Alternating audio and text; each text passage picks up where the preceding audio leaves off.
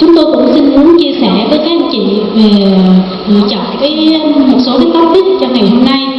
Thì thưa các anh chị, là khi mà chúng tôi làm cái công tác giới thiệu các sản phẩm hóa chất khử khuẩn này đến các bệnh viện thì có rất nhiều cái thắc mắc và cái đặt câu hỏi là tiêu chuẩn châu Âu là gì. Có thể các anh chị sẽ gặp rất là nhiều công ty giới thiệu với anh chị là sản phẩm của chúng tôi đạt tiêu chuẩn châu Âu, thì các chị không hiểu rõ là tiêu chuẩn châu Âu là gì. Vì vậy chúng tôi cũng đã rất là cân nhắc khi chọn cái topic cập nhật về các cái tiêu chuẩn châu Âu để đưa ra. Tuy nhiên là trong một cái thời gian có hạn và với số lượng thông tin thì là nhiều, thì chúng tôi cho rằng đây là một cái bài mà có lẽ chúng tôi cũng được nghe sau cái giờ giải lao là rất là khó hiểu đối với các anh chị trong một cái thời gian ngắn vậy, rất là khó hiểu. Vì vậy đại diện công ty thì tôi xin tóm tắt lại thế những cái gì mà chúng tôi muốn truyền đạt ngày hôm nay đó là gì. Thứ nhất là tiêu chuẩn châu Âu thì người ta có 2 bước để đánh giá. Bước thứ nhất người ta tiến hành trong phòng thí nghiệm, đó là bước cơ bản. Và cái bước mà cơ bản tiến hành trong phòng thí nghiệm người ta áp dụng cho mọi lĩnh vực, cho mọi cái vi khuẩn, ví dụ thử nghiệm vi khuẩn cho mọi lĩnh vực, dụng cụ bàn tay, bề mặt v.v. Thì cái tiêu chuẩn này chỉ được đánh giá trong phòng thí nghiệm. Và nếu như công ty nào hoặc là trên các chị đọc tài liệu trên sản phẩm chỉ có những tiêu chuẩn này, thì đối với những cái tiêu chuẩn bước 1 này không được coi là sản phẩm có hiệu quả diệt khuẩn, mà các cái sản phẩm được xem là có hiệu quả diệt khuẩn phải tiến hành bước 2 giai đoạn 1 và bước 2 giai đoạn 2. Thì bước 2 giai đoạn 1 và bước 2 giai đoạn 2 khác nhau như thế nào? Bước 2 giai đoạn 1 tức là người ta cho các vi khuẩn tiếp xúc với một cái điều kiện bẩn được mô phỏng nhưng đúng cái điều kiện thực hiện sử dụng, và người ta cho một cái thời gian tiếp xúc và ta đánh giá vi khuẩn. Thì đây là một cái bước tiếp theo của cái giai đoạn 1. Và sau đó cái bước 2 giai đoạn 2 nữa, đó là người ta thử nghiệm trên điều kiện sử dụng thực tế, tức là vi khuẩn hiện diện trên bề mặt của dụng cụ hoặc bề mặt luôn của các cái vật mang, thì nó tương đương với các cái vi khuẩn hiện diện trên dụng cụ hay là bề mặt trong bệnh viện, và người ta thử nghiệm luôn trên bàn tay của nhân viên y tế. Và như vậy thì hiện nay khi mà cái tiêu chuẩn mà chung được ban hành vào tháng 6 năm 2015, thì tất cả những sản phẩm hóa chất khử khuẩn được đưa ra thị trường phải đạt được cái tiêu chuẩn mà được thực hiện ở giai đoạn 2, bước 2. Vì vậy nếu như mà các chị thấy tất cả các sản phẩm được đem trên thị trường mà không có cái tiêu chuẩn này thì không được xem là hóa chất khử khuẩn có hiệu quả. Thì chúng tôi cũng muốn xin tóm tắt lại để các anh chị hiểu hơn về cái tiêu chuẩn châu Âu này.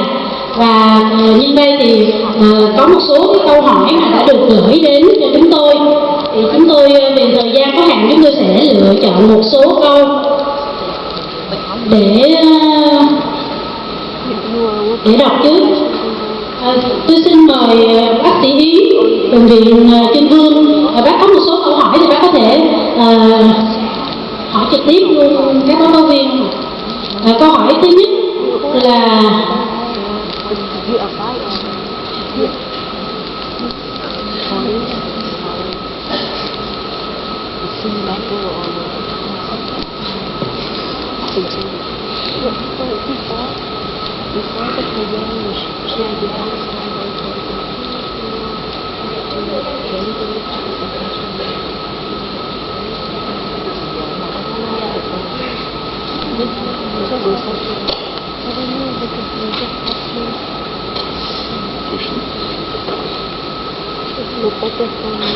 dạ kính thưa tất cả các anh chị, thì em chỉ xin hỏi thăm như thế này thôi, bởi vì thực ra cái vấn đề mà dung dịch rửa tay thì rất là quan trọng, và qua cái phần trình bày thì em cũng hiểu được là cái thời gian tiếp xúc trên bàn tay của cái dung dịch rửa tay nó sẽ ảnh hưởng rất nhiều đến cái hiệu quả bảo vệ da tay của nhân viên y tế, nhất là trong cái tình hình mà đa số các bệnh viện thì nhân viên y tế rất là bận rộn và ngồi rửa tay thì cũng không có đạt đủ thời gian. Do đó cái khoảng thời gian cần thiết của các dung dịch của công ty, ví dụ như những cái sản phẩm hiện nay công ty đang cho lưu hành trên thị trường á, thì cái khoảng thời gian tiếp xúc tối thiểu mà có tác dụng diệt khuẩn trên bàn tay, trên da tay của nhân viên y tế là bao nhiêu, có thể cho hội nghị được rõ để an tâm hơn khi sử dụng. Vì một số sản phẩm mà em được đọc á, thì người ta nói rằng là thời gian tiếp xúc á, của cái sản phẩm người ta là khoảng 1 phút, và em rất là thắc mắc vì sử dụng 1 phút để mà tiếp xúc cái da tay mình với cái hóa chất rửa tay cả, vì người ta chỉ cần cho xà bông lên và loáng quá cái đã xong rồi. Như vậy 1 phút thì không thể đáp ứng được trong cái nhu cầu thực tế. Đó là câu hỏi đầu tiên. Câu hỏi thứ hai thì em cũng xin hỏi anh là trong cái vấn đề mà các anh chị có cái sản phẩm Sterios 2% thì ở Việt Nam không phải bệnh viện nào cũng có điều kiện để mà sắm những cái test để thử, nhất là phải thử ngay khi chúng ta sử dụng ngày thứ nhất, ngày thứ hai chẳng hạn, thì như vậy rất tốn kém. Thì các anh chị có cái kinh nghiệm đã sử dụng nhiều trên các quốc gia khác trên thế giới thì có thể giúp dùm là có cái bệnh viện nào người ta gợi ý rằng là sau khi chúng ta khui cái dung dịch ra sử dụng thì sau khoảng thời gian bao lâu hoặc là bao nhiêu dụng cụ được ngâm vào trong cái thùng dung dịch đó thì chúng ta nên xem xét cân nhắc là cái hoạt chất, tức là cái hoạt độ của cái hóa chất đã hết rồi, và như vậy dung dịch gần như không còn tác dụng để khử khuẩn bậc cao nữa. Thì như vậy rất là giúp ích cho những nước nghèo và không có cái điều kiện đủ phép ngay từ đầu. Thì ví dụ như đến ngày thứ 5, thứ 6 có cái khuyến cáo thì giúp dùng cho các bệnh viện thì rất là tốt. The question is I can reply for her. The question is recommend the time of washing hand to be 1 minute, but in fact in the practice you never reach this time. So minimum time we need to reach for hand rub hand wash is how long?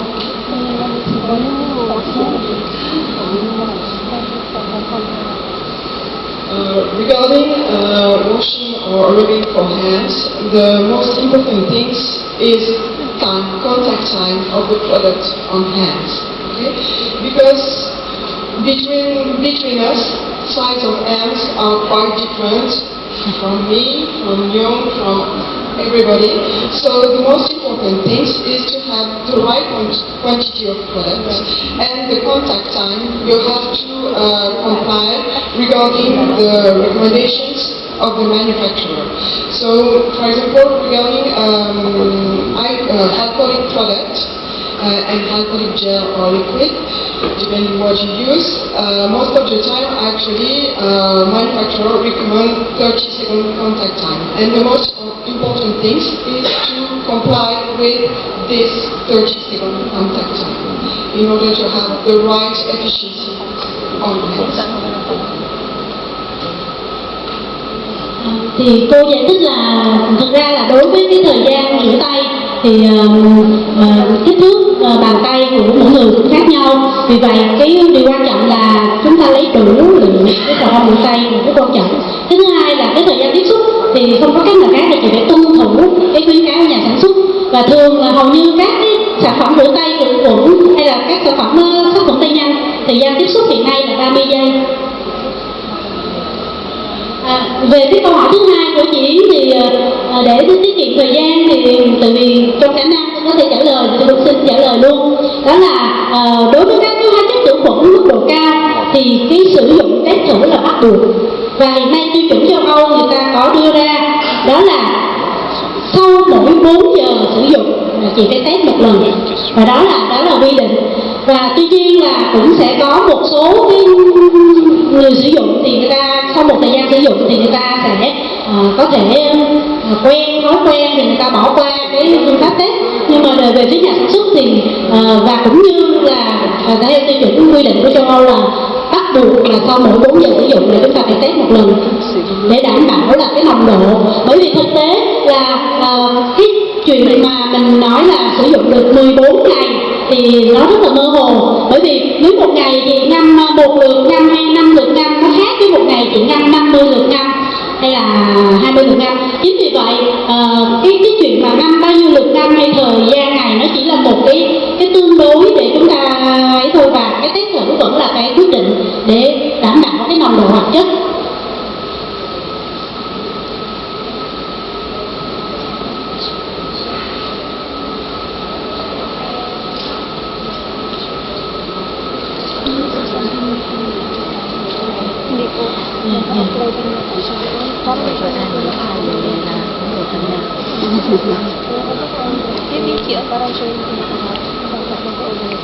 Và một câu hỏi nữa của chị Mai ở bệnh viện Vinmec là sự khác nhau của gel, của sản phẩm sát khuẩn tay nhanh dạng gel và dạng dung dịch.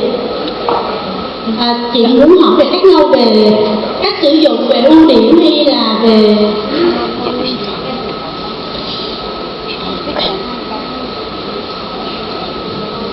好。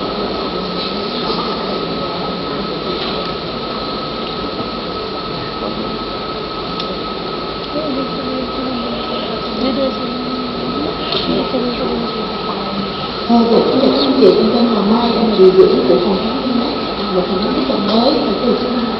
Em có thứ nhất là sự khác biệt, tức là cái hiệu quả hơn của các bạn gel và các bạn liquid handler. Beginning the first question, I would like to know the benefit from the gel handler and then the liquid handler. Is it with the product that because I see on the some documentation that nowadays they recommend using the liquid and the gel. I'm the feel about that. I'm not sure if or not. The second question, dạ câu hỏi thứ hai của em là có giáo sư Anh Thư nói nhắc về vấn đề này, cái viên quảng bán trên uniform rất là nhiều, và mình có cái recommend, có cái khuyến nghị nào về cái việc thay đổi đồng phục tại các khoa phòng ở bệnh viện, đặc biệt là các khoa quan trọng như là ICU, NICU hay là A&E. The second question for the right of director Anh Thư. I would like to have a recommendation for the uniform changing in the world of the hospital. It's very important in some important work, for example, in ICU or A&E, because until now, I saw that some medical staff, they lazy to change the uniform. I think it's very critical patient control in the hospital. And the third question, for Mr. Simon, for the dusting instrument, I know that nowadays in Vietnam and from the hospital, we shop the dusting instrument in the world, and then after that we send to CSFD. But from the hospital in Asia area, for example, Singapore, Malaysia, Philippines also, they not shop the dusting instrument. They put it in the steel plastic bag. Then they send directly to the CSFD. Or if they have the instrument for the night time, they let me know they put the spray in the instrument.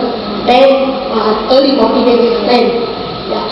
I would like to have a good recommendation, because they said that if we shop the instrument in the world, we don't follow with the guideline for the protecting for the nurse, for example, protect apron, blah blah blah, we not follow, and then it spread the germ in the world.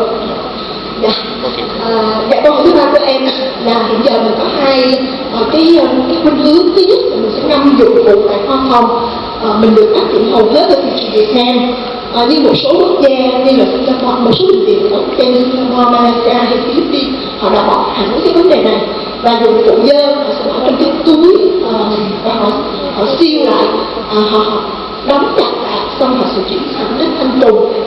Nếu mà ban đêm thì họ sẽ có cái chất để họ xịt spray lên để họ giữ để cho nó đừng có phát tán, hay là cho cái engine bị rã ra gì đó, thì đến sáng hôm sau họ sẽ chuyển đi. Thì cái lý luận của người ta là thứ nhất là họ sẽ mất một cái dung dịch sát khuẩn không cần thiết, cái cost nó sẽ bị tăng lên, và cái thứ hai là tại khoa thường là mình sẽ không follow cái guideline của nhà sản xuất, có nghĩa là khi điều dưỡng tiếp xúc mình phải có độ bảo hộ rất